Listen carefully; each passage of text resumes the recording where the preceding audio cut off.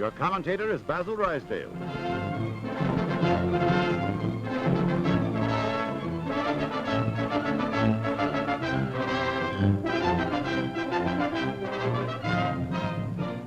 Now it can be told.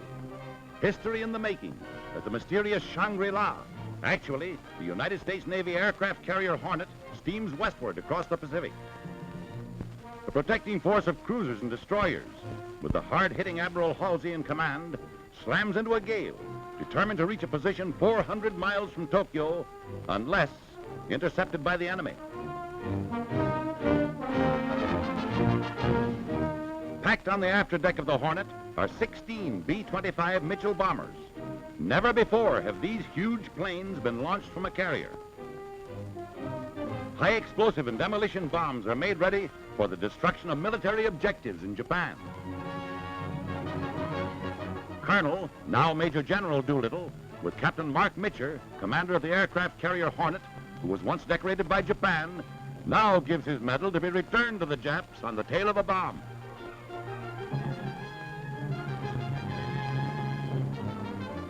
Not until they are miles at sea do these men know definitely the mission for which they have volunteered. Now their thoughts go back to their months of careful preparation, clothed in the greatest secrecy. Only Colonel Doolittle knew that Japan was to be their target. Now they realize that the miniature cities laid out for practice bombing near an American airfield duplicated military objectives in Tokyo, Yokohama, Nagoya, Kobe, and Osaka. Even the strategy of flying in low over targets is an important part of the training for the greatest surprise raid in the history of aerial warfare.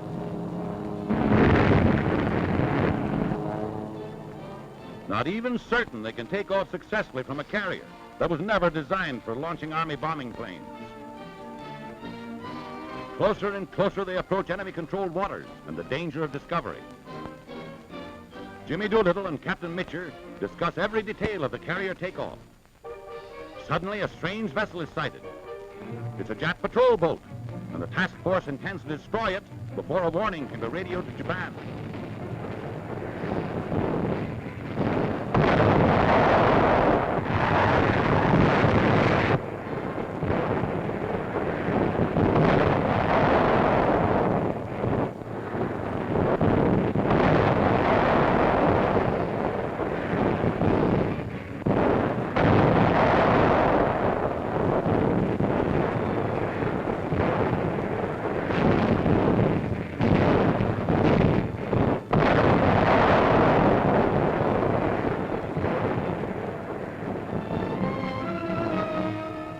Lifeboat goes to pick up Jap survivors.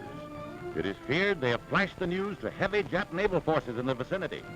Survivors are picked up and brought aboard.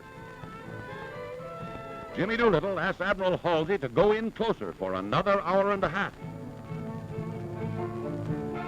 And now the signal is flashed for the takeoff, 10 hours ahead of schedule. The added distance to be flown increases the hazards, but there is no hesitation. They man their planes. Doolittle pilots the lead plane. There's a breathless moment as the big bomber gathers speed. It's airborne.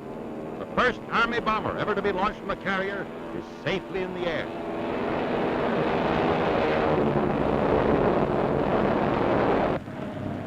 Now they know it can be done, and they time their takeoff with the upsurge of the bow of the carrier in the heavy seas.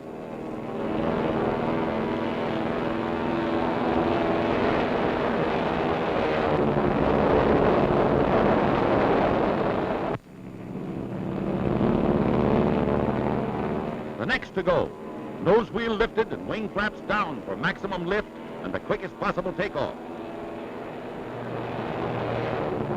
Another B-25 to join the formation circling over the task force until all the 16 planes can get into the air.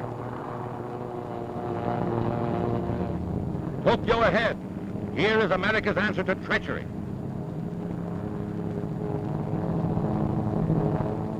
The secret Norden bomb sights have been removed from these planes and replaced by a makeshift device costing about 20 cents.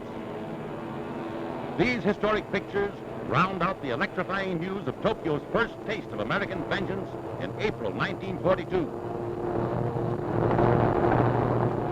Loaded with eggs of destruction, they winged through a fog-ridden dawn.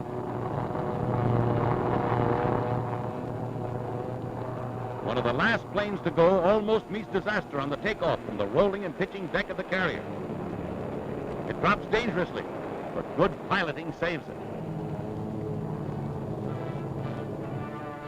The planes sweep in without being discovered. They separate into groups to attack the several objectives carefully selected by means of accurate intelligence to ensure that only targets of military value will be hit. Colonel Doolittle himself has told of flying over the Emperor's palace and refraining from bombing it, though he could have left it in ruins.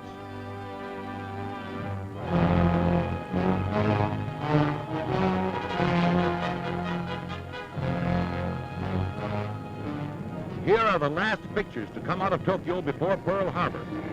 They show the Japs rehearsing with all the realism possible for air raids, which they assured the Emperor and people of Japan would never be experienced.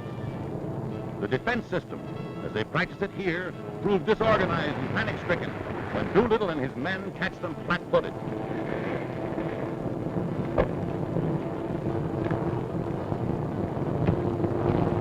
Not a single shell fragment hit a plane. The loss of face by Tokyo may well have driven the Japs into the disastrous Midway expedition and its staggering losses of ships and men.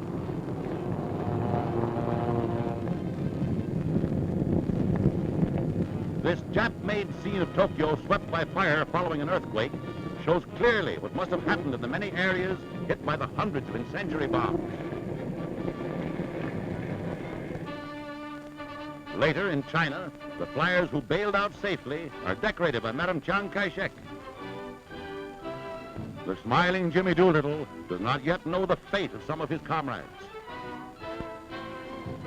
All survivors, except the crew of one plane which landed safely in Russia and were interned, reach America and are decorated by General Arnold, head of the American Army Air Forces. Doolittle wins the Congressional Medal of Honor. Mark these men well. General Tojo and his barbarous war bandits, who boasted they had executed some of the flyers captured. General Arnold replies to this brutal news with fighting words. Those men died as heroes. We must not rest. We must redouble our efforts until the inhuman warlords who committed this crime have been utterly destroyed. Tokyo Raiders, Captain Watson, Wright, and Lawson left, tell of targets bombed and vengeance to come. Our takeoff from the Hornet was made successfully. It wasn't as much the length of takeoff that bothered us, it was the width. It was about a 4-foot clearance between the right wingtip and the island, the left wingtip hanging over the deck on the left-hand side. Trip in was uneventful. My first target was a tank factory in the south of Tokyo. My alternative targets being an oil storage tank and a railroad yard. We were fortunate in getting through the anti-aircraft and reaching our #1 target. It dropped the entire load on this tank factory and had the satisfaction of seeing 2 of the bombs score direct hits. Captain Lawson speaks for his comrades. We all feel pretty strongly about these boys that we were with. We had all been pretty close. Large family, almost like brothers. We'd known each other from a year to a year and a half before this raid ever came off. We knew their families, their children, and if there's any way to get even, we'll certainly try.